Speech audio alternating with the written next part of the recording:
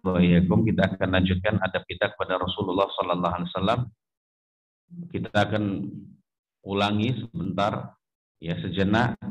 Adab pertama kepada Nabi adalah kita wajib tunduk sempurna. Jadi ketundukan yang sempurna dan taat yang mutlak pada Nabi. Jadi tanpa ada ya pilihan jemaah sekalian. Kemudian mempercayai semua yang dikabarkan oleh Nabi. Kemudian yang ketiga, adab kita pada Nabi adalah mengikuti beliau di dalam setiap ucapan dan perbuatan beliau. Kemudian menjauhi semua yang beliau larang. Jadi kalau beliau larang sudah tinggal jauhi saja jemaah sekalian. Walaupun kita tidak mengetahui bahayanya apa, tapi di dalamnya mesti ada bahaya. Itu adalah berbaik sangka kita kepada Allah. Karena Allah menurunkan kitab sucinya lewat beliau, maka kita harus benar-benar itu tadi ya, menjauhi semua yang dilarang oleh beliau. Begitu juga tadi yang beliau perintahkan. Yang kelima, adabnya kepada Nabi adalah kita harus mendahulukan ucapan beliau Sallallahu Alaihi Wasallam mengalahkan ucapan seluruh umat manusia yang ada. Jadi walaupun setinggi matul huda, jadi para imam dan ulama pembawa hidayah, namun ucapan mereka masih harus ditimbang dengan Al-Quran dan Sunnah. Jadi kalau sesuai, ya kita ambil, kalau tidak sesuai berarti ya bukan kita buang jamaah sekalian. Kalau buang berarti diremehkan. Ya kita tidak laksanakan gitu saja. Kemudian mencintai beliau melebihi cinta kita kepada diri kita sendiri, keluarga kita, ayah kita, anak kita, harta kita, dan seluruh umat manusia yang ada. Kemarin terakhir kita sudah bahas sampai 7 Pak ya, yaitu kita menyerahkan diri kepada hukum beliau dan ridho terhadapnya. Nggak boleh kita memiliki pilihan, ya nggak boleh memiliki pilihan dari apa yang telah beliau putuskan. Karena yang setiap beliau putuskan itu pasti benar, itu pasti adil, pasti mengandung hikmah, ya.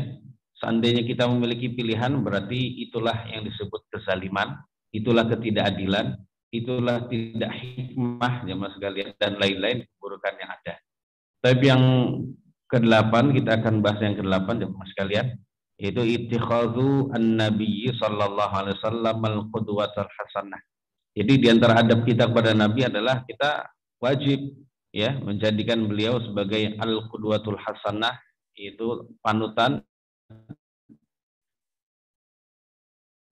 dan teladannya yang baik. Jadi nggak boleh kita menjadikan teladan orang yang paling berhak kita jadikan sebagai teladan di dalam kebaikan adalah beliau Sallallahu Alaihi Wasallam. Begitu juga setelah itu adalah ya para sahabat, kemudian ulama-ulama yang lain. Imam Ibnu Katsir atau Allah Subhanahu Wa Taala berfirman, fi Rasulillahi uswatun hasanah liman kana yarjullaha wal yawmal akhir wa dzakarallaha katsira. Jadi sesungguhnya di dalam diri Nabi Muhammad sallallahu alaihi wasallam, di dalam diri Rasulullah sallallahu alaihi wasallam terdapat uswatun hasanah, ya teladan yang baik bagi kalian. Ini adalah pengabaran. Di dalam diri Nabi ada teladan yang baik bagi kalian. Maksudnya adalah kalian harus meneladani beliau. Ini adalah perintah maksudnya. Ya, di dalam diri Nabi ada teladan yang baik bagi orang yang beriman atau bagi orang yang mengharapkan Allah, berharap Allah, maksudnya takut kepada Allah dan hari akhir, dan dia ingat kepada Allah yang banyak. Jadi artinya kalau orang itu merasa dirinya takut, kemudian beriman kepada Allah pada hari akhir dan sering berzikir kepada Allah, maka kewajiban dia harus menjadikan Nabi sebagai teladannya. Jadi jamaah sekalian, ayat ini ditafsirkan oleh Imam Ibnu Katsir. Ya, Imam Ibnu Katsir yang bermakna ayat yang mulia ini adalah dasar yang sangat atau prinsip yang sangat besar di dalam meneladani Rasulullah Sallallahu Alaihi Wasallam, di dalam ucapan beliau, perbuatan beliau, dan seluruh perilaku beliau. Ini adalah merupakan prinsip yang paling agung, Pak. Ya, kalau dikatakan mana dalil dalilnya kita wajib mengikuti Nabi. Ini dalilnya. Ya, ya, semua umat manusia diperintahkan untuk meneladani beliau sallallahu alaihi wasallam. Di antaranya adalah ketika perang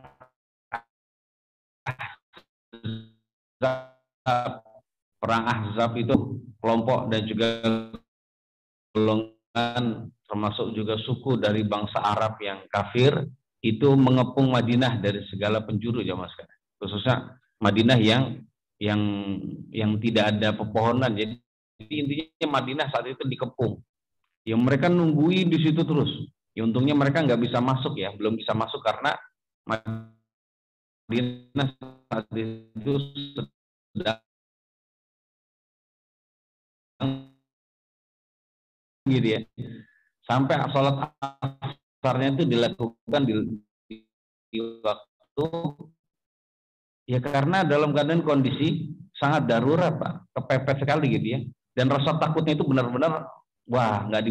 Nabi kita Shallallahu Alaihi Wasallam di masa itu adalah contoh yang paling agung di dalam masalah ya keteladanan, dan beliau adalah orang yang sabar, mau menyabar-nyabarkan diri, tetap terus sabar di situ jihad, ya mengikat dirinya di situ, dan ternyata yang demikian ini jamaah sekalian itu ya Allah Subhanahu Wa Taala memuliakan beliau dengan adanya beliau ya dijadikan untuk kita semua sebagai teladan di dalam menunggu terkabulnya doa. Nabi juga berdoa Pak. Namun ternyata kan terkadang Nabi sendiri Shallallahu Alaihi Wasallam pertolongannya atau doanya tidak langsung instan, walaupun akhirnya ditolong juga oleh Allah Taala. Tapi kan untuk menunggu masa lapang Pak, masa menang ditolong oleh Allah itu kan butuh waktu lama. Nah ini kesabaran seperti ini benar-benar ada di dalam diri Nabi yang harus kita ikuti. Ya harus kita ikuti jamaah sekalian. Dan lain-lain.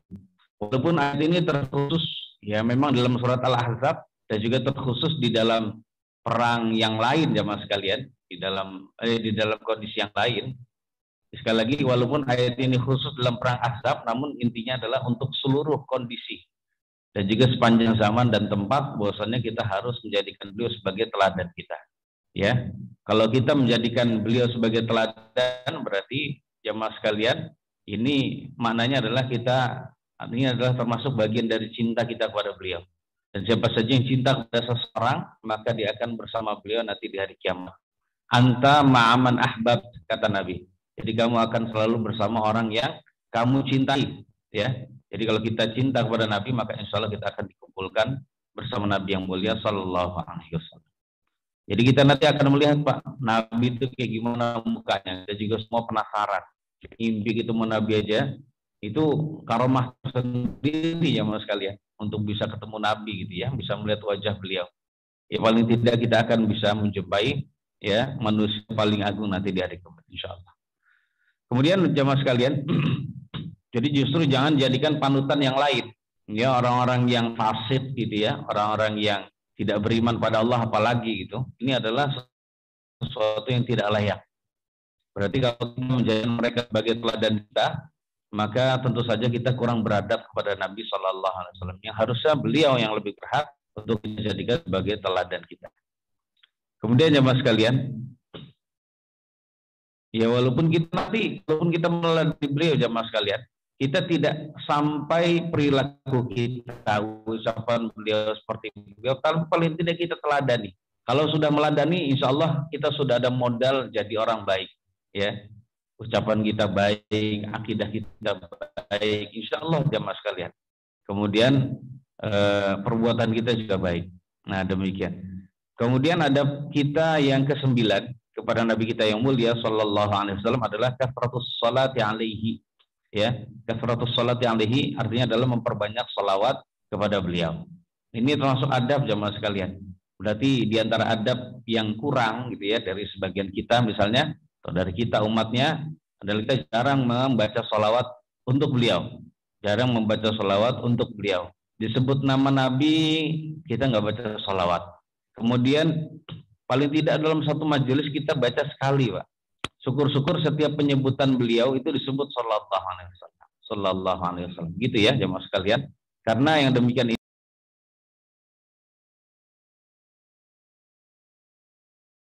yang Karena seseorang yang paling banyak menyebut sesuatu, dia akan lebih banyak cintanya pada sesuatu itu. Jadi kalau kita jemaah sekalian, nah cintanya seorang yang beriman kepada Nabi yang mulia Sallallahu Alaihi Wasallam ini akan memberikan konsekuensi kita sering menyebut beliau. Jemaah sekalian, jadi perilaku memperbanyak sholawat itu hanya akan muncul dari pengetahuan orang yang beriman akan wajibnya membaca sholawat kepada Nabi yang mulia Sallallahu Alaihi Wasallam. Allah Subhanahu Wa Taala berfirman, jemaah sekalian, Innallaha wa malaikatahu yusalluna 'alan nabi. Ya ayyuhalladzina amanu shallu 'alaihi wa sallimu taslima. Jadi sesungguhnya Allah dan para malaikatnya bersolawat atas nama Nabi. Jadi sesungguhnya Allah dan para malaikatnya bersolawat atas nama Nabi. Wahai orang-orang yang beriman, bersolawatlah kalian kepada Nabi serta mengucapkanlah salam atau doakanlah salam dengan sungguh-sungguh untuk beliau. Jadi ayat ini menunjukkan jemaah sekalian, Allah Subhanahu Wa Taala sebelum Allah memerintahkan kita untuk salawat, beliau sendiri bersolawat jemaah sekalian. Beliau terlebih dahulu bersolawat. Setelah itu diikuti oleh malaikat-malaikatnya Allah. Setelah malaikatnya Allah, maka yang terakhir Allah menunjukkan perintah tersebut kepada kita semua. Jadi intinya menunjukkan bahwasannya ya supaya pujian terhadap Nabi, ya bacaan sholawat untuk Nabi itu benar-benar bertemu antara penduduk langit dan juga penduduk bumi. Ya, karena para malaikat bersolawat, setelah itu orang beriman sebagai penduduk bumi itu juga harus bersolawat. Sehingga sekali lagi sholawat dan juga pujian untuk beliau itu bertemu antara penduduk langit dan bumi. Itu adalah kemuliaan untuk beliau jamaah sekalian yang tidak dimiliki oleh nabi-nabi yang lain. Nah seperti itu jamaah sekalian. Kemudian ada yang bertanya, apa sih makna sholawat itu? Jadi makna sholawat jamaah sekalian adalah kalau Allah yang bersolawat, maknanya adalah Allah memberikan ampunan, rahmat, kemudian apa lagi jamaah sekalian? Kemudian pujian Allah, kepujian Allah terhadap beliau di hadapan para malaikat yang ada di sisi beliau, di sisi Allah Subhanahu Wa Taala. Jadi kalau disebut Allah bersolat kepada Nabi, maknanya adalah Allah mengampuni beliau, Allah merahmati beliau, dan juga Allah telah memuji dan menyanjung beliau di kalangan penduduk langit. Maksudnya adalah para malaikat.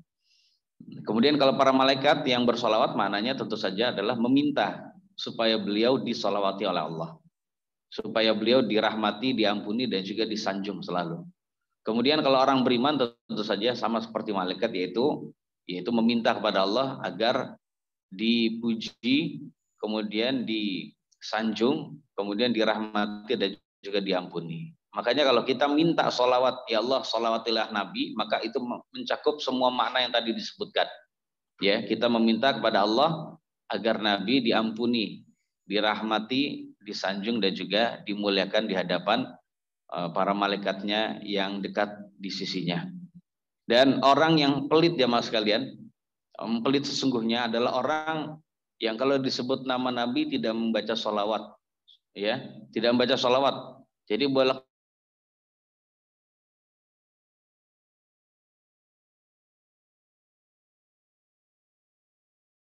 rajin, Pak, sedekah rajin. Nah, setiap ada orang miskin, dia sedekah karena Allah. Tapi setiap nama Nabi disebut, dia tidak baca sholawat, maka cukup dia dianggap sebagai orang pelit jemaah sekalian. Nabi kita yang mulia Sallallahu Alaihi Wasallam bersabda dalam hadis riwayat Imam Ahmad dan lainnya, ya, al-bakhilu man dzukirtu 'indahu falam yusalli alaihi. Falam yusalli alayya, maaf. Jadi orang yang bakhil adalah orang yang saya disebut namanya di sisi dia, namun dia tidak membaca salawat atas diri saya. Jadi saya bolak-balik disebut, maka saat itu dia tidak membaca salawat untuk diri saya. Makanya jemaah sekalian, di dalam momen apapun, kalau disebut nama Nabi, kita baca salawat. Minimal, gimana baca salawatnya Pak? Sallallahu Alaihi Wasallam. Dan perintah kita dari ayat ini jemaah sekalian, dari ayat surat itu tadi ya, surat Al-Ahzab ya, ayat 56, kita di dalam ayat tersebut tidak hanya diperintah untuk salawat, tapi kita diperintahkan untuk salam. Makanya kalau orang sudah membaca salawat untuk Nabi, maka kita barengi dengan ucapan salam. Ya, doakan keselamatan untuk beliau juga. Ya, mendoakan keselamatan untuk beliau juga. Jadi kalau orang sudah berkata sallallahu alaihi, maka dia harus juga mengucapkan wassalam. Sallallahu alaihi wasallam. Boleh juga Allahumma salli. Nggak boleh kita berkata Allahumma salli alaihi saja. Tapi kita berkata Allahumma salli wa sallim alaihi. Itu kalau dengan sighat yang lain ya Mas sekalian. Atau boleh juga alaihi salatu wassalam. Jadi untuk Nabi kita tidak hanya alaihi salam atau alaihi salah saja, tapi alaihi salatu wassalam dan lain-lain. Jemaah sekalian yang dirahmati oleh Allah Subhanahu wa taala, apa makna ucapan salam? Kita mengucapkan salam untuk beliau, maknanya adalah kita mendoakan agar beliau diselamatkan dari segala macam keburukan, mulai dari alam kubur beliau sampai hari kiamat. Walaupun sebenarnya jamaah sekalian, Nabi itu sudah dijamin keselamatannya, tapi kita tetap ya diperintahkan untuk bisa mendoakan keselamatan untuk beliau jamaah sekalian. Jadi mengucapkan salam ke beliau itu maknanya adalah kita mendoakan keselamatan dan kesejahteraan untuk beliau di kehidupan yang berikutnya. Kalau kita memang nggak jumpai jamaah sekalian. Kalau mengucapkan salam untuk beliau saat beliau masih ada, itu maknanya adalah ya tentu saja ya memohon kepada Allah agar beliau diselamatkan, ya mendoakan keselamatan untuk beliau dari segala macam hal-hal yang buruk yang menimpa beliau di masa hidupnya. Ya seperti itu jemaah sekalian. Tanpa doa dari kita, Allah sudah pasti akan menyelamatkan Nabi, Pak. Terus apa faedahnya kita membaca salawat dan salam untuk beliau? Ya faedahnya kembali ke diri kita sendiri. Ya seperti itu jemaah sekalian. Bandingannya adalah kalau kita disyariatkan jamaah sekalian untuk menyolati jenazah anak kecil yang belum balik. Apa faedahnya jamaah sekalian? Dia juga mati juga akan masuk surga juga kok. Apa faedahnya kita doakan dia dan kita salati dia? Ya faedahnya kembali ke kita juga jamaah sekalian. Kalau kita paling tidak kita tahu faedahnya adalah itu saja. Ya, karena tidak ada syariat kita diberikan kepada kita jamaah sekalian, kemudian tanpa ada faedah ini adalah tidak mungkin.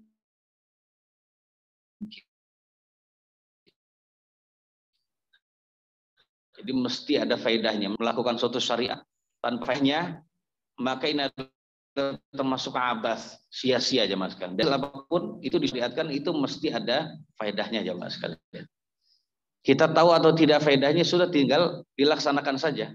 Ya, mesti ada faedahnya. Paling tidak itu adalah bagi kita. Walaupun kepada orang yang kita doakan itu tidak ada, maksudnya nggak ada mungkin faedahnya, karena dia juga termasuk orang sudah diselamatkan. Tapi paling tidak kita percaya dengan kita melaksanakannya, kita pasti akan mendapatkan faedah tersebut. Dan satu kali salawat jamaah sekalian, ya satu kali salawat untuk Nabi kita yang mulia Sallallahu Alaihi Wasallam, itu akan diberikan salawat dari Allah untuk kita sebanyak 10 kali. Kita membaca salawat untuk kekasih Allah sekali, maka kita akan disalawati oleh Allah sebanyak 10 kali jamaah sekalian. Man shalla alayya salatan wahidatan sallallahu alaihi asrat. Jadi siapa saja yang baca salawat sekali saja untukku, maka Allah akan bersalawat untuk dia berapa kali Pak? 10 kali. Itulah kebaikan jamaah sekalian, yang minimal itu dilipatkan menjadi 10 kali lipat. Ya, kita harus benar-benar ya harus bersemangat jamaah sekalian untuk baca salawat. Termasuk ketika khutbah Jumat nggak apa-apa antum baca salawat. Jadi ketika khatib berkata Nabi, kita sebutkan salawat tapi bacanya pelan-pelan. Nabi kita yang mulia Sallallahu Alaihi Wasallam dia baca sallallahu pelan-pelan aja. Ya paling terdengar suara mendesis tapi tidak usah kenceng jamaah sekalian, tidak mengapa, dan itu bukan termasuk kalam yang bisa membatalkan pahala khutbah kita. Ya, mohon maaf, pahala apa? Pahala mendengarkan khutbah. Tidak. Itu termasuk ucapan yang ada kaitannya dengan ucapan imam, tidak mengapa. Sebagaimana seseorang makmum atau seorang jamaah itu kalau berbicara dengan imam, mohon maaf ngingetin imam bacanya salah, ayatnya salah kalau lagi khutbah atau interupsi gitu ya. Itu nggak apa-apa jamaah sekalian. Itu bukan termasuk ucapan yang membatalkan pahala mendengarkan khutbah. Itu tidak mengapa. Baik imamnya yang bertanya dulu, kemudian jamaahnya menjawab, atau jamaahnya dulu yang bertanya kemudian imamnya yang jawab. Jadi itu nggak apa-apa jamaah sekalian. Karena dua hal tadi, ya, Nabi bertanya, habis itu ada sahabat Nabi menjawab, kemudian ada sahabat Nabi bertanya atau berkata duluan, kemudian Nabi menanggapi gitu ya. Itu pernah ada di zaman Nabi yang mulia Shallallahu Alaihi Wasallam. Yang pertama adalah ada seorang sahabat Nabi namanya Sulaik al-Ghatafani. Beliau telat datang pas lagi Nabi khutbah Jumat. Dia langsung duduk telat jamaah sekalian, duduk di masjid. Kemudian Nabi memutus khutbahnya berkata, "As-shallaita raka'atain?" Kamu udah sholat 2 rakaat belum? La, belum wahai Nabi. Sholli raka'ataini wa tajawwaz fihima. Jadi kum farka atau kum warka raka'atain wa tajawwaz fihima. Udah sekarang kamu berdiri melakukan sholat 2 rakaat, bacalah bacaan yang pendek aja. Berdiri, Pak. Dia berkata la itu kan kata itu ya. La itu artinya apa, Pak? Belum atau tidak gitu ya. Nah, ini berarti menunjukkan tidak mengapa. Dan itu bukan termasuk ya hal yang membatalkan pahala khutbah kita atau pahala mendengarkan khutbah kita. Nah, adapun yang membatalkan itu adalah kalau seseorang jamaah berbicara dengan sesama jamaah. Kamu ngantuk aja tidur kayak saya dong gitu ya. Nah, itu namanya nggak boleh. Atau dengan satu kata saja, hus. Atau hus itu nggak boleh ya mas sekalian. Ya, paling tidak ulama menjelaskan itu hanya bisa dengan isyarat itu boleh. Misalnya ada orang yang ngobrol kita begini Pak. Nah itu nggak apa-apa. Tapi kalau kita berbicara jangan berisik, gitu ya, diam. Nah itu tidak boleh karena yang seperti itu bisa membuat ibadah Jumatan kita sia-sia. Itu yang disebut laghud. Ya kita sudah berkata sia-sia. Nah karena kita sudah berkata sia-sia, pahala khutbah, pahala kita saat sholat Jumat, saat ibadah Jumatan itu hilang. Jadi sholat Jumatnya menurut sebagian ulama jadi kayak sholat zuhur aja gitu ya. Nah, seperti itu jamaah sekalian. Jadi kalau seperti ini tidak mengapa baca sholawat Nabi bolak-balik sallallahu alaihi wasallam. Sallallahu alaihi wasallam. Jadi biar mendapatkan keutamaan antara khatib dan juga makhtub, ya orang yang dikhutbahi, maksudnya jamaah itu. Kemudian jamaah sekalian, tentang masalah hal ini intinya kita kenapa sebagai seorang muslim tidak memperbanyak salawat untuk beliau? Padahal beliau adalah makhluk yang paling dicintai oleh Allah, yang paling banyak kebaikannya kepada dia jamaah sekalian. Jadi paling harus dicintai oleh dia. Paling dicintai, merasa paling dicintai kok tidak memperbanyak menyebut beliau, tidak memperbanyak salawat untuk beliau. Ya paling banyak kebaikannya terhadap dirinya sendiri. Maksudnya terhadap diri seorang muslim itu. Kenapa dia tidak memperbanyak sholawat? Bahkan Nabi kita yang mulia sallallahu alaihi wasallam itu jamaah sekalian itu adalah orang yang paling berjasa, paling banyak kebaikannya dibandingkan orang tua kita. Ya. Buktinya kita disuruh disuruh mencintai beliau, mengalahkan semua umat manusia. Dan itu tidak ada pengecualian. Tidak ada pengecualian jamaah sekalian. Termasuk kita harus cinta kepada beliau mengalahkan orang tua kita. Ya. Ya setelah itu baru orang tua kita yang paling banyak jasanya. Setelah itu guru kita jamaah sekalian dan seterusnya. Dan semua kebaikan yang ada di sisi seorang muslim itu semua adalah karena keberkahan doa Nabi Shallallahu Alaihi Wasallam. Jadi memperbanyak sholawat untuk beliau ini adalah sebagai bukti kecintaan dia kepada Nabi dan juga tanda dia benar-benar mengikuti beliau. Dan ini adalah termasuk adab terbesar kita kepada Nabi kita yang mulia Shallallahu Alaihi Wasallam. Mungkin jamaah sekalian di antara kita pengen tahu faidah dari sholawat kepada beliau itu apa gitu ya. Maka jawabannya jamaah sekalian, faidah untuk membaca sholawat, faidah bacaan sholawat untuk beliau itu sangat banyak Pak. Jadi sekali lagi faidah membaca sholawat untuk beliau sangat banyak gitu ya. Di antaranya adalah ya tentu saja pertama adalah melaksanakan perintah Allah jamaah sekalian. Jadi kalau faidah membaca sholawat cuma satu ini saja, maka cukup bagi kita untuk merutinkan bacaan sholawat untuk beliau. Kemudian mendapatkan 10 kali sholawat bagi orang yang mengucapkan 1 kali sholawat untuk beliau. Kemudian berharap terkabulnya doa apabila kita menjadikan sholawat tersebut di awal atau pada doa kita. Jadi kalau doa jamaah sekalian, kalau tidak dibacakan sholawat maka doa itu tidak naik. Jadi kullu du'ain mahjubun hatta yusalla ala nabi sallallahu alaihi wasallam. Semua doa itu terhijab, enggak dikabulkan sampai dibacakan sholawat untuk beliau Sallallahu Alaihi Wasallam. Jadi baik kita membacanya di awal atau di akhir atau di tengah, yang paling bagus adalah sering itu di awal, tengah, akhir kita membaca bolak-balik sholawat, itu akan menjadi sebab terbesar doa kita dikabulkan. Jadi kalau kita hanya doa saja jamaah sekalian tanpa ada sholawat di situ, maka ya kita tidak dikabulkan oleh Allah Subhanahu Wa Taala ya. Kemudian faedah yang lain dengan sholawat jamaah sekalian. Jadi sholawat merupakan sebab kita mendapatkan syafaat beliau. Karena orang baca sholawat itu adalah cinta kita, menunjukkan cinta kita pada beliau. Ya, tanda kita juga mengikuti beliau. Dan kalau itu dirutinkan jamaah sekalian, tentu saja kita akan mendapatkan syafaat beliau. Walaupun beliau nggak pernah mengenal kita, Pak. Tapi beliau akan mengetahui tanda kita adalah sebagai umatnya. Yaitu sekali lagi sholawat adalah sebab kita mendapatkan syafaat beliau apabila dibarengi sholawat tersebut dengan permintaan wasilah untuk beliau. Setelah kapan itu Pak? Setelah azan. Jadi setelah muadzin mengumandangkan azan selesai gitu ya, la ilaha illallah, kita berkata la ilaha illallah. Habis itu kita membaca sholawat dulu jamaah sekalian. Minimal sholawat Allahumma sholli ala Muhammad atau Allahumma sholli ala Muhammad wa ala Muhammad.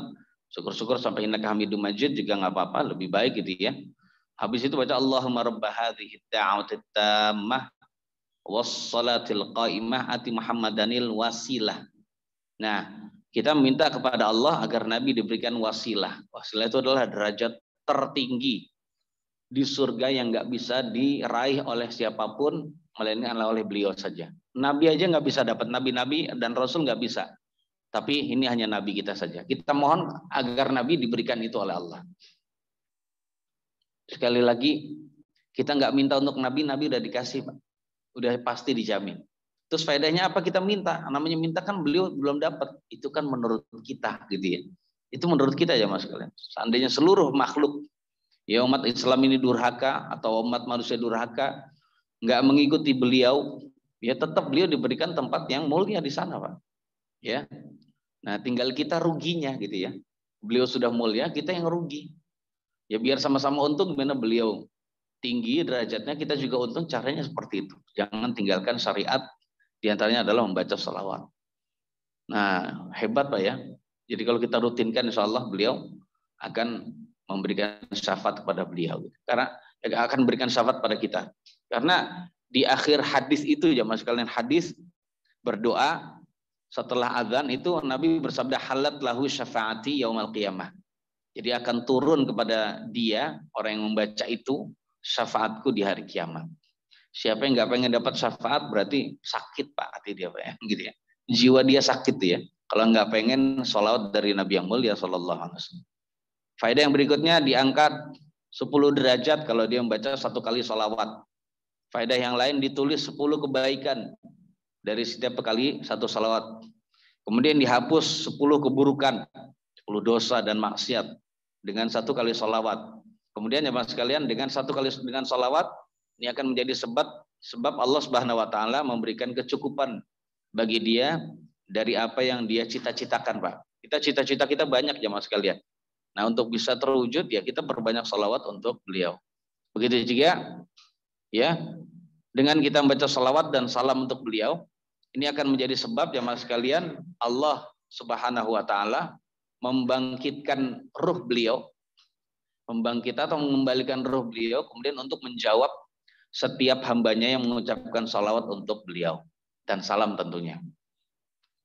Ini ada hadis yang mulia sallallahu alaihi wasallam yang menjelaskan demikian jamaah sekalian. Jadi kalau ada umatku jamaah sekalian itu membaca salawat, maka saat itu Nabi akan menjawabnya. Jadi dimanapun dia berada. Maka nggak harus di hadapan kuburan beliau, ya. Jadi seperti itu ya. Dan salawat Nabi itu kalau kita membaca salawat Nabi jamaah sekalian terus menerus bolak-balik, itu sama seperti kita memberi hadiah terus kepada beliau. Jadi salawat kita didatangkan kepada beliau jamaah sekalian. Didatangkan dan diberitahu oleh malaikat yang berada di sisi beliau. Ya, memberitahu kepada beliau bahwasanya si fulan fulanah bin fulan atau binti fulan itu membaca salat untuk kita. Karena ada hadis Nabi jamaah sekalian yang membuat kita semangat ya. Agar kita supaya dikenal oleh Nabi gimana. Jadi kita pengen kan orang yang kita muliakan itu kenal juga dengan kita Pak ya. Dikenal Pak Jokowi aja kita bangga Pak. Benar nggak Pak? Oh bangga ya. Senang gitu kita, apalagi nama kita disebut oleh Pak Jokowi atau dikenal gitu saja. Itu suatu saat datang ke Mekarsari disebut nama kita. Si ini Pak ini mana ya? Padahal kita nggak di situ Pak. Oh itu jadi wah si ini dikenal juga nih oleh Pak Jokowi. Itu aja bangga ya mas sekalian. Lalu bagaimana yang mengenal kita itu adalah Nabi kita yang mulia sallallahu alaihi wasallam. Gimana caranya kita bisa mengenal bisa dikenal oleh beliau alaihi salatu wasallam. Ya, intinya banyak sholawat ya mas sekalian. Kita lihat hadis Nabi yang mulia. Sallallahu alaihi wasallam beliau bersabda dalam hadis yang diriwayatkan oleh Al-Imam Ad-Dailami dalam kitab Musnadul Firdaus. Hadis ini dihasankan oleh Syekh Al-Albani. Nabi bersabda aktsirus sholata alai. Perbanyaklah sholawat untukku kata Nabi. Jadi sering baca sholawat untukmu. Kenapa demikian? Fa innallaha wakkala bi malakan 'inda qabri. Karena Allah Subhanahu wa taala telah menugaskan seorang malaikat atau menugaskan satu malaikat yang berada di dekat kuburanku. Ya, selalu di situ, jaga di situ terus gitu ya. Fa idza shalla alayya rajulun min ummati qala li dzalikal malak ya Muhammad inna fulana ibn fulanin shalla alaika sa'ah. Ya, jadi ternyata di dekat kuburan Nabi itu ada satu malaikat ditugaskan untuk memberitahu pada Nabi.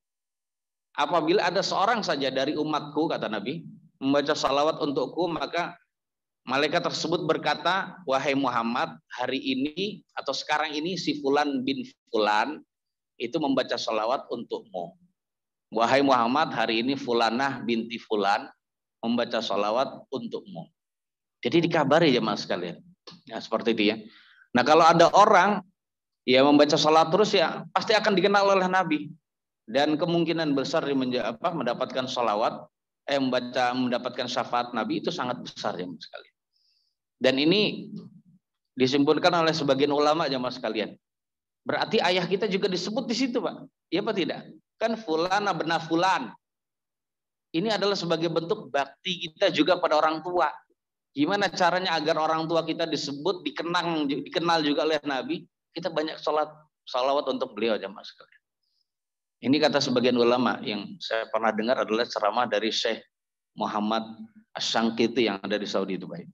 Jadi ini sebagai bentuk baktinya seseorang kepada orang tua adalah memperbanyak salawat. Jadi agar orang tua juga dikenal oleh Nabi dan bisa juga insya Allah mendapatkan syafaat kelak. Karena hasil didikannya sehingga anak tersebut memperbanyak sholawat untuk Nabi Shallallahu Alaihi Wasallam. Jadi demikian ya mas sekalian. Diperbanyak sholawat dan memperbanyak sholawat itu lebih ditekankan lagi. Intinya lebih ditekankan kalau hari Jumat. Kalau hari biasa juga sama Pak. Karena ini berdasarkan kemutlakan hadis. Nah lebih ditekankan lagi ya kalau itu dilakukan di hari Jumat lebih lagi ya mas sekalian. Jadi masa sih kita lagi nunggu lagi naik motor tidak ada satu pun sholawat terucap dari diri kita Pak di hari Jumat atau di hari yang lain. Jadi usahakan satu ada aja mas sekalian. Atau tidak ada satupun kalimat zikir yang terucap. Ini adalah lalai ya mas sekalian. Jadi termasuk ghaflah. Jadi kelalaian, sering lupa, nggak dibiasakan ya mas sekalian ya. Kemudian faedah lain dari sholawat ya mas sekalian adalah jadi sholawat dengan kita membaca salawat itu akan membuat kita selamat dari doa buruk Nabi. Doa buruk ya Nabi karena Nabi SAW mendoakan siapa saja yang disebut nama Nabi kemudian dia tidak membaca salawat didoakan ragmu anf. Makna ragmu anf itu adalah hina Pak. Ragm itu maknanya adalah tanah Pak. Jadi kalau ada orang itu hidungnya udah ditempelin di tanah gini Pak. Itu hina banget nggak Pak? Hina banget Pak. Nah seperti itulah kata raghima anf. Makna raghima anf maksudnya hina. Hina sekali seseorang yang disebut nama saya tapi dia tidak baca salawat untuk saya. Hina Pak. Nah untuk bisa terhindar dari doa buruk Nabi kita gimana? Ya baca salawat. ya, baca salawat untuk beliau sallallahu alaihi wasallam. Kemudian faedah yang lain dari salawat bisa membuat kita mendapatkan rahmat Allah. Ini pasti jemaah sekalian. Yang penting niatnya ikhlas, nggak pamer. Kemudian salawat ya akan menjadi sebab Rasul sallallahu alaihi wasallam mencintai kita juga. Walaupun kita nggak pernah diketahui, nggak pernah dikenal, tapi Nabi akan tahu kita, Pak. Si Fulan sering nyebut, nanti tahu, namamu Fulan bin Fulan tuh yang sering baca salawat dulu, ngasih hadiah salawat untuk saya. Jadi kayak dapat kiriman Nabi hadiah mirip ketika beliau masih hidup ya mas sekalian. Jadi sering-seringlah ngasih hadiah untuk Nabi. Ingat ya mas sekalian, Nabi sebenarnya nggak butuh, kita sebenarnya yang butuh. Kenapa Nabi nggak butuh? Ya karena Allah sudah akan memuliakan Nabi, kita salawat atau kita tidak ya jemaah sekalian. Jadi derajat beliau sama, nggak ada bedanya. Jadi semuanya adalah kembali kepada kita sendiri. Kemudian faedahnya kita sangat banyak ya mas sekalian. Ya, silakan antum bisa mencari faedah yang lain. Dan di manakah tempat-tempatnya kita membaca salawat? Banyak ya. Waktu-waktu kita membaca salawat secara umum, kita kapanpun kita bisa baca itu salawat Nabi. Allahumma sholli wa sallim alaihi. Allahumma sholli wa sallim ala nabiyina Muhammad wa ala Muhammad. Allahumma sholli wa sallim ala nabiyina Muhammad wa ala. Jadi kita bisa. Tahu boleh juga ditambah Allahumma sholli wa sallim wa barik ala nabiyina Muhammad wa ala Muhammad. Ya, itu di waktu kapanpun, di tempat manapun ya mas kalian, yang penting bukan di tempat yang dilarang kita berzikir. Kemudian bukan pada momen kita dilarang untuk berzikir. Kapan itu momen itu? Ya, momen saat berhubungan intim dengan istri nggak boleh kita berhubungan intim ya, berzikir. Ya, intinya seperti itu. Namun lebih ditekankan lagi jemaah sekalian dalam tempat-tempat berikut ini, yaitu pertama, jadi membaca salawat ya untuk Nabi di dalam tasyahud awal dan akhir dari sholat. Jadi dalam tasyahud awal dan akhir dari sholat kita maksudnya. Jadi pas lagi sholat kita membaca tasyahud, habis itu disertai salam jemaah sekalian. Disertai, mohon maaf, bacaan salawat dan salam. Jadi kalau bacaan tasyahud, habis itu kita membaca. Jadi dalam tasyahud itu ada doa salam juga. Nah setelah doa salam kita barengnya dengan doa salawat Nabi. Jadi demikian ya sekali. Kalau untuk mazhab Asy-Syafi'i di negeri kita, bacaan salawat di tasyahud awal itu adalah hukumnya tidak wajib. Tapi kalau di rakaat yang terakhir bacaan salawat itu adalah termasuk rukun salat ya mas sekalian. Ya, sekali lagi termasuk rukun sholat. Ya demikian. Ini mazhab Asy-Syafi'i Pak ya. Jadi ada orang lagi sholat nggak baca sholawat. Di rakaat terakhir dia tidak baca sholawat. Sholatnya batal itu. Sholatnya batal. Namun dalam mazhab yang lain, bacaan sholawat Nabi di rakaat pertama, di rakaat kedua dan keempat, hukumnya semuanya sunnah.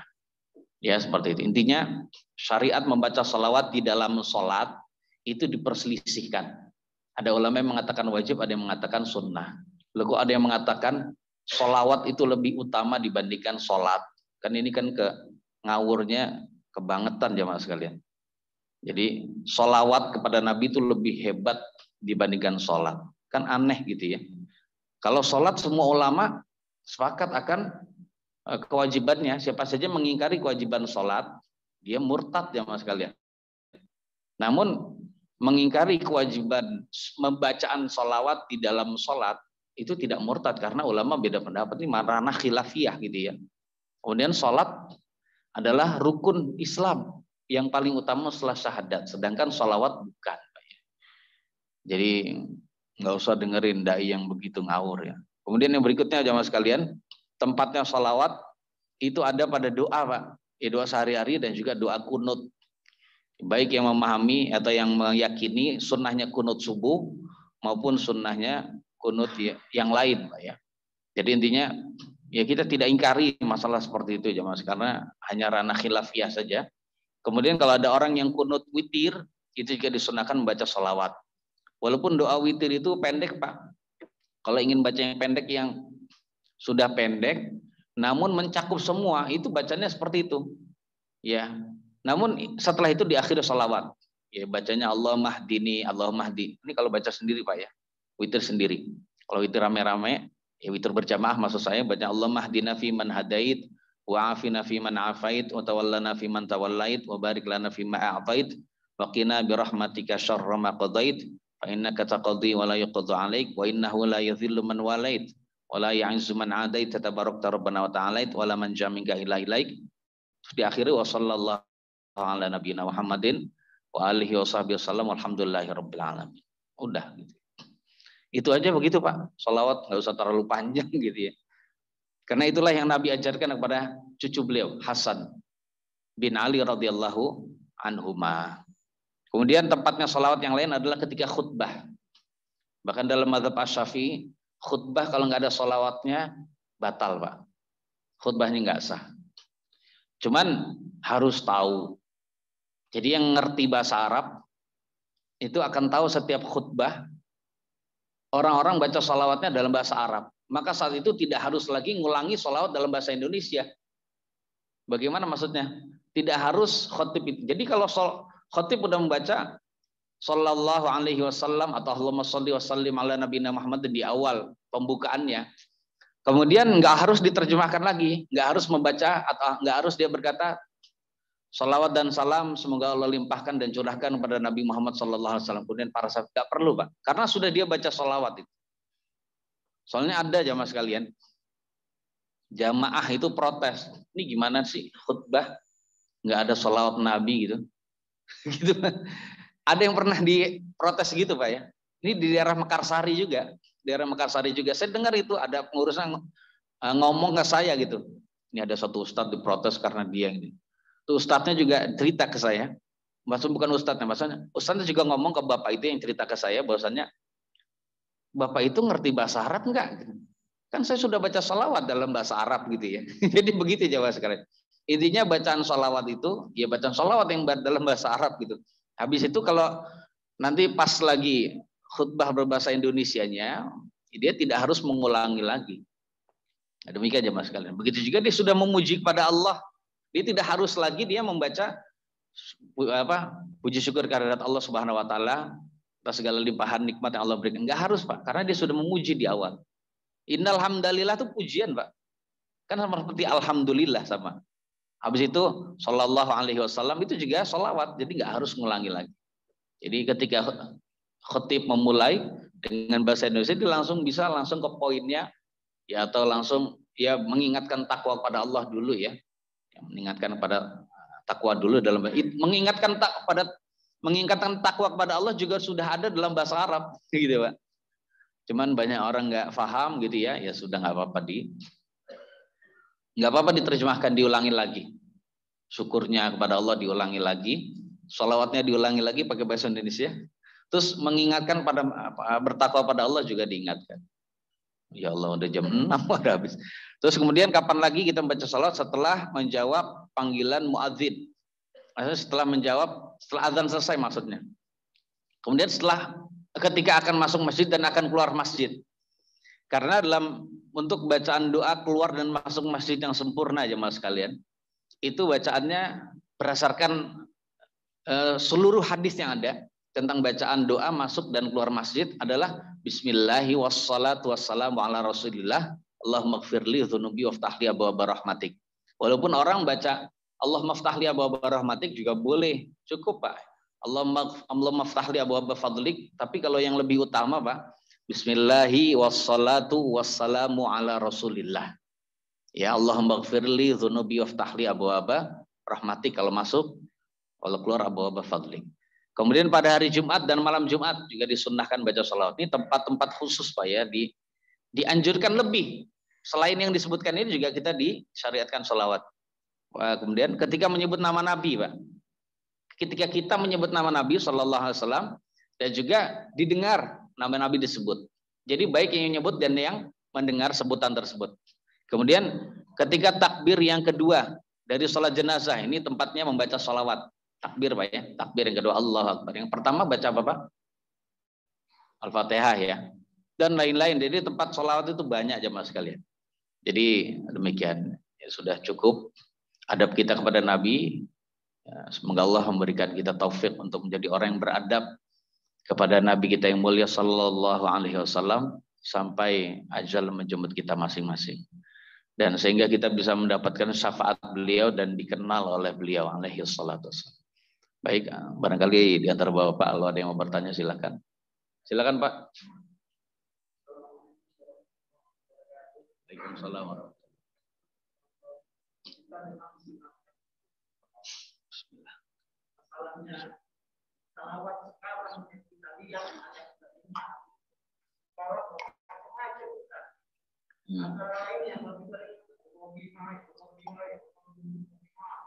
Kemudian ada lagi sholat dia, ada lagi sholat segala macam sholat. Mandat ya Rasulullah, mandat ya Rasulullah. Nah, kita sendiri karena nggak tahu bahasa Arab, jadi kan ikut aja. Nggak usah ngikut Pak ya.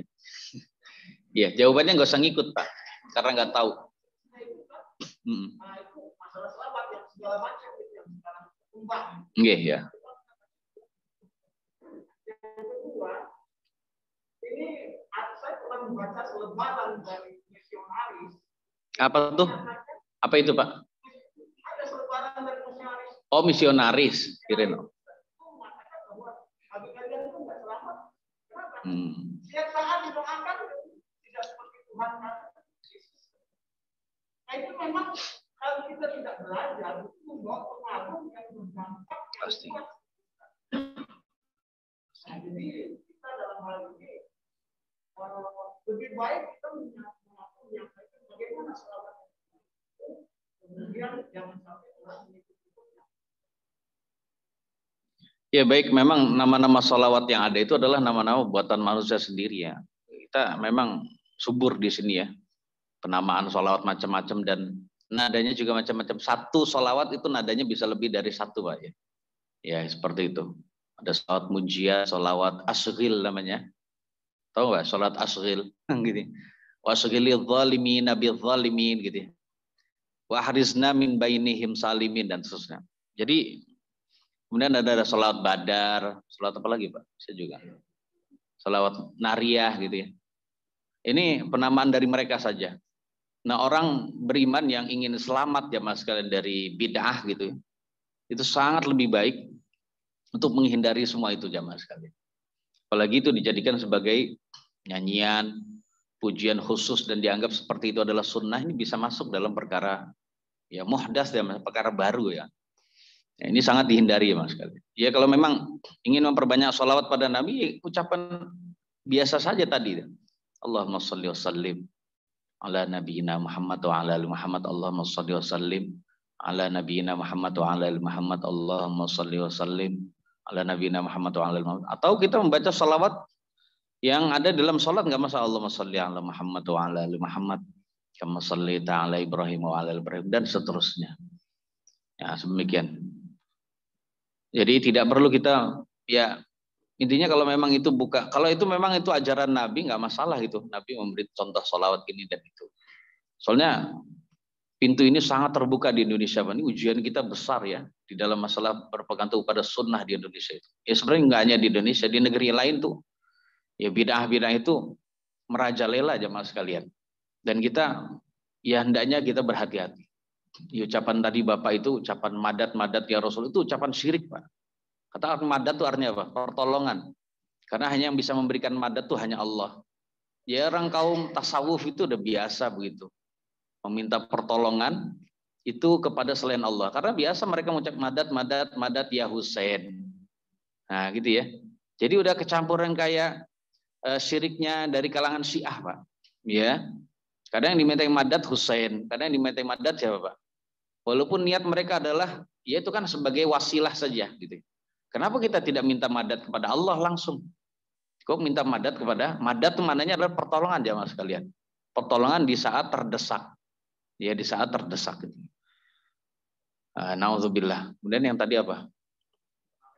Oh misionaris ya nggak usah didengerin Pak karena kita sudah tahu ya kita kasih kita jawab seperti tadi saja. Jadi kita jawab seperti tadi. Ya. Jadi bahkan orang Kristen juga ada doa ya yang menunjukkan bahwasannya ya terpujilah namamu di langit sana gitu ya. Mungkin bapak-bapak yang mantan Nasrani tahu Pak ya. Jadi ada doa-doa yang intinya adalah mereka juga mendoakan agar Tuhan mereka itu dipuji di langit sana karena mereka trinitas ya. Jadi terpujilah namamu di surga sana dan seterusnya gitu. Jadi kalau seperti itu kan sama seperti kita mengangkat dia, mendoakan dia agar terpuji namanya. Apakah dia tidak terpuji gitu saja dibalik? Itu saya pernah dengar ucapan seperti itu Pak. Yang membantah demikian itu adalah Ustadz Insan Mokoginta. Antum insya Allah tahu ya. Beliau termasuk pakar kristolog gitu ya. Pokoknya kalau berkenaan dengan masalah hal itu beliau memang pakarnya itu. Intinya kita bisa jawab di kalangan orang-orang Nasrani seperti yang tadi kita bahas itu ya. Itu memang faedah doa itu kembalinya ke kita sendiri. Jadi tidak ada faedah itu kembali ke beliau karena kasih tahu saja bahwasanya beliau menjumpai umatnya nggak ada yang baca sholat untuk beliau, nggak ada yang mendoakan, beliau sudah dikasih kedudukan yang mulia. Nah gitu saja Pak. Jadi memang fenomenanya kalau orang tidak belajar bisa terpengaruh, ini berbahaya. Wallahu a'lam bishawab. Ada lagi Pak, silakan. Monggo terakhir nih Pak ya.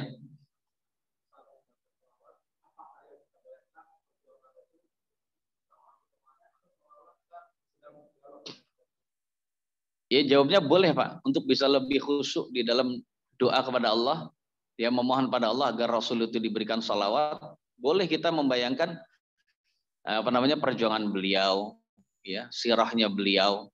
Apakah kita ya seperti itu boleh-boleh saja nggak masalah. Berarti menunjukkan memang kita termasuk bisa khusyuk di dalam berdoa kepada Allah Subhanahu Wa Taala. Nggak apa-apa Pak, boleh. Dan karena memang faedahnya kita mendengarkan kajian sirah nabawiyah itu ya, adalah yaitu tadi ya, agar kita bisa mengenal sosok Nabi dan bisa bersemangat. Ya, beliau adalah orang yang paling berjasa dan untuk bisa menjadi orang berjasa beliau rela mempertaruhkan nyawa beliau untuk kita itu tadi. Ya, jadi banyak ya bentuk sayang beliau terhadap umatnya. Sering nangis itu karena umatnya itu. Maksudnya karena untuk membela umatnya di hadapan Allah Subhanahu Wa Taala. Orang yang seperti ini jamaah sekalian patut dan sangat layak bagi kita untuk kita balas dengan cinta yang sangat itu ya, cinta yang besar ya dari diri kita untuk beliau sallallahu alaihi wasallam. Cukup jamaah sekalian ya, karena ini udah siang. Ada kekurangan kata-kata yang tidak berkenan, kita mohon maaf yang sebesar-besarnya. Insya Allah di pertemuan akan datang kita akan membahas tentang adabut ta'amul ma'al mushaf. Jadi adabnya bermuamal dengan mushaf. Jadi mushaf Al-Quran yang kita sering bawa, kita sering pegang, itu ternyata ada adabnya juga. Kita akan jelaskan insya Allah berdasarkan perkataan dari para ulama. Sekali lagi ada kekurangan, kata-kata yang tidak berkenan, kekeliruan, mohon maaf yang sebesar-besarnya. Yang keliru ini murni dari saya dan juga dari setan. Dan juga yang benar itu semua murni dari Allah Subhanahu Wa Taala. Dan semoga Allah memberikan faedahnya dan manfaat bagi anak khususnya dan juga bagi Bapak Ibu sekalian. Kita tutup subhanakallahumma bihamdik asyhadu an la ilaha illa anta astaghfiruka wa atubu ilaik. Assalamualaikum warahmatullahi wabarakatuh.